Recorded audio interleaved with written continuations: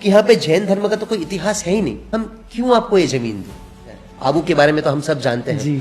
आबू के मूल नायक विमल वसई के आदिनाथ भगवान है, पर इसी विमल वसई के अंदर जो 20th देहरी है उसके अंदर श्याम वर्णी आदिनाथ भगवान की एक अद्भुत अति प्राचीन प्रतिमा है। इस प्रतिमा की खास बात यह है कि यह आबू तीर्थ से भी प्राचीन प्रतिमा है। ओहो। इसका एक बहुत अद्भुत इतिहास है।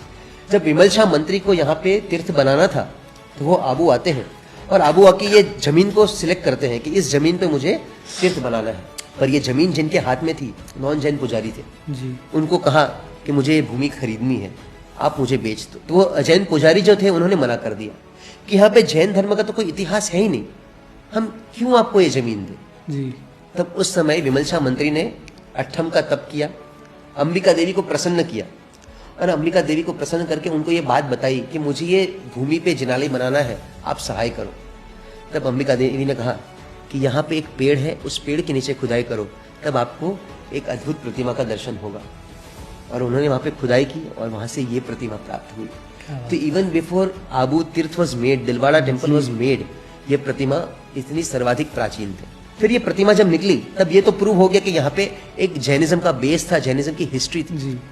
फिर भी हमारे पूर्वजों की क्या उदारता थी उसके मैं एक एग्जाम्पल देना चाहता हूँ। विमल शाह मंत्री ने कहा कि अब आप दाम बताओ, इस भूमि को अधिग्रहण करने के लिए मुझे क्या कीमत देनी होगी। जी।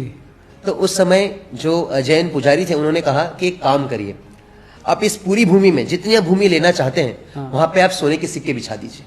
क्या बात है। जितने सोने के सिक्के बिछेंगे उतनी हमारी कीमत होगी। तो सोने के सिक्के जो थे वो राउंड थे। जी।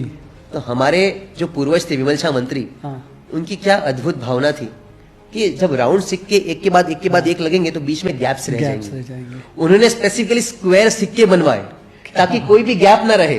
क्या बात। और उनको उचित मूल्य मिल पाए। उतना उचित मूल्य देने के बाद आबू तीर्थ की स्थापना हुई। क्या बात है।